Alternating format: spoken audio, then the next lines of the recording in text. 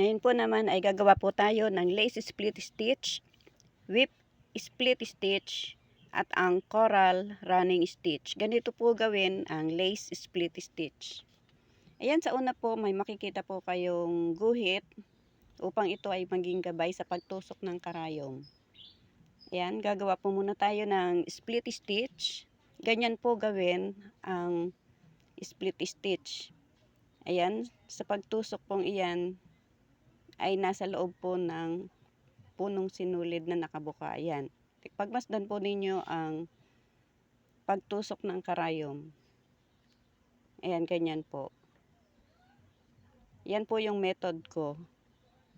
At mamaya po sa huli ay meron po akong isang method na pangmadalian.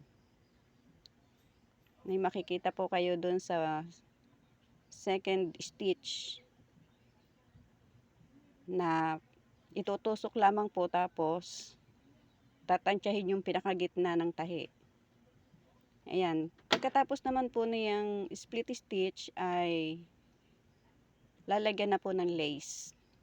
Kaya ang tawag po dyan ay lace split stitch.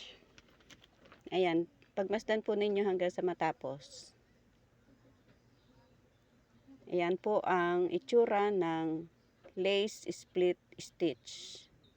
At ang susunod naman po ay ang whip split stitch. Ganito po gawin ang whip split stitch. At dito po ninyo makikita ang method na pangmadalian. Yung itutusok na lamang po ang karayom at tatansyahin po yung pinakagitna ng split stitch. Yung gitna ng huling tahi. Yan, after po na yan, tatlong tusok na iyan ay minadali na po ang mga susunod na stitch.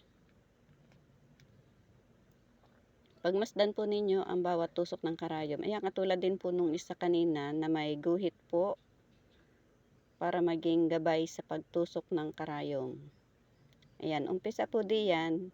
Yan po yung method na pang mabilisan. Yan, tatansyahin na lamang po yung pinakagitna ng huling tahi. Pero ang advisable pa rin po ay yung unang method. Mas maganda pong tingnan. Ayan po yung second method na pwedeng gawin ng isang nagtatahi ng ganyan. Ayan, minsan gitna, minsan hindi. Yan po yung second method. Tapos yan po, pagkatapos po niyang split stitch na yan, ay lalagyan na po ng kulay pink na sinulid. Iisang direction lang po yan, pamula sa ilalim, pataas, yan, tapos hinihigit na po yan. Yan po ang whip split stitch. Ganyan po gawin. Yan po ang itsura niya.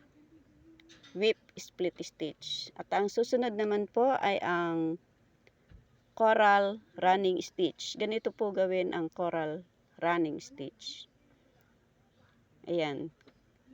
May guhit din po kayo makikita diyan bilang gabay sa pagtusok ng karayom. At yan po ay itinutusok muna ng maliit lang. At ang punong sinulid po ay isasabit lamang po sa dulo ng karayom, pamula kanan pakaliwa ang pag-ikot ng punong sinulid. Yan, ganyan po. Pagmasdan po ninyo ang bawat tusok ng karayom hanggang sa matapos. Yan po ang coral running stitch. At pagkatapos po niyang ginagawang iyan na may mga buhol, ay lalagyan naman po natin ng ganyan din, kulay itim na sinulid, pero papaikutan lamang po. Ayan, katulad niyan. Nampisahan na po sa pagpapaikot. Sa bawat buhol pong iyan ay iikot po ang karayom. Ayan, pagmasdan po kung paano ipaikot ang karayom sa bawat buhol ng tahi. Yan po, ang tawag po diyan ay coral running stitch. Pagmasdan po ninyo hanggang sa matapos. Yan, depende na rin po sa inyo kung ilang ikot po ang gagawin. Ang ginawa ko po diyan ay mga 3 ikot ng karayom. Kung gaano po kalapad ang gusto ninyo, na depende na rin po sa inyo kung gaano kabilog.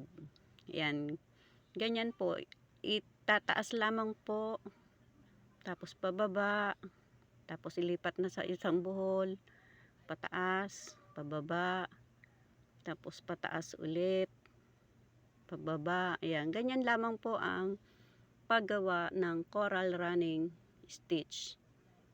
Ayan, pagmasdan po ninyo yan. Yan po ang itsura ng coral running stitch. Yan, sa mga hindi pa po naka-follow and subscribe, please follow and subscribe. Thank you for watching.